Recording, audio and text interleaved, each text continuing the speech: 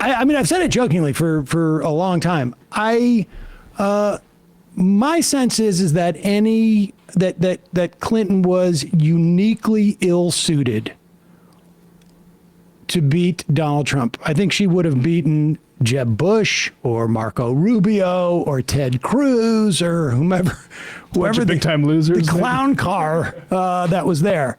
But Clinton was, I mean, I'm not a big fan of her politics. There's a lot of things about her I'm not a big fan of. But just on paper, her resume was about as good as you can get to be president, right? I mean, she was there as first lady. She was there as secretary of state. She had been first lady of governors. She was a lawyer. She had been a senator. I mean, she had a tremendous varied, she had a great CV. When you're looking at, job applicants and you look at that CV, you just be like, slam dunk. The problem is that's what she ran on. And you cannot get into a person-to-person fight with Donald Trump, particularly at that time, because she walked into basically what was a trap. And she didn't run on policies in the way that someone who was not going to come in and say, like, I'm deserving of this position, right? Like, I mean, that was what her campaign ultimately was about. She was so obviously corrupt by money, and she lost, because of that, she lost the union vote worse than Biden and Harris did. And you look at her policy platforms, they were above like replacement level. But you'd have to go and find those, and most people don't go and do that. Just to correct myself, Biden and Harris won union voters.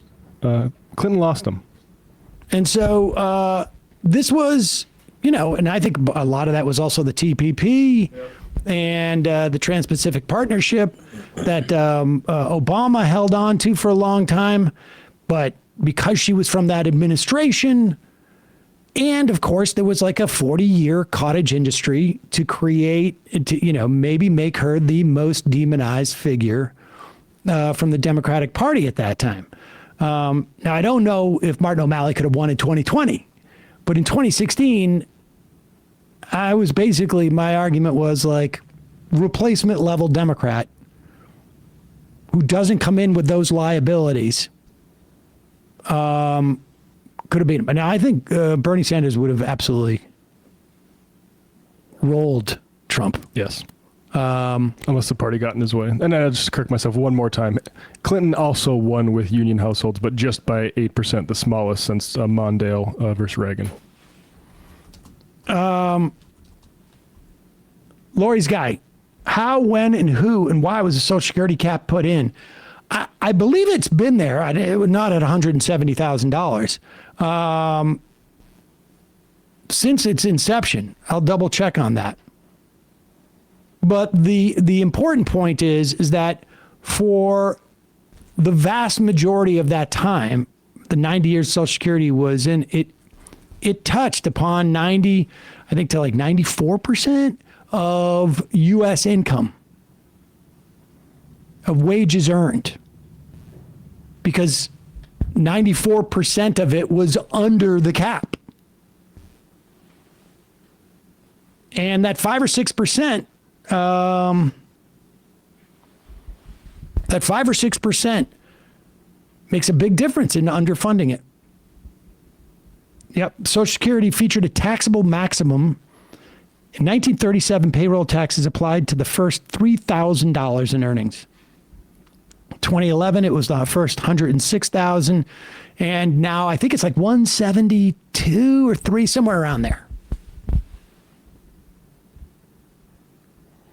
Andy, half of Obama's convention speech in 2016 was promoting the TPP, a losing issue for the Democratic Party. And I would also say, yes, the cap is on individual, not family.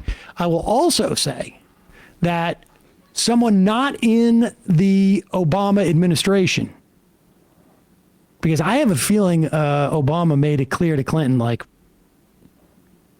if it wasn't for me, Joe Biden would be running, because Biden wanted to run in 2016.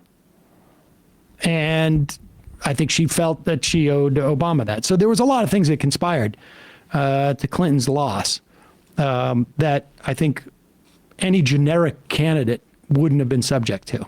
Not the least of which misogyny.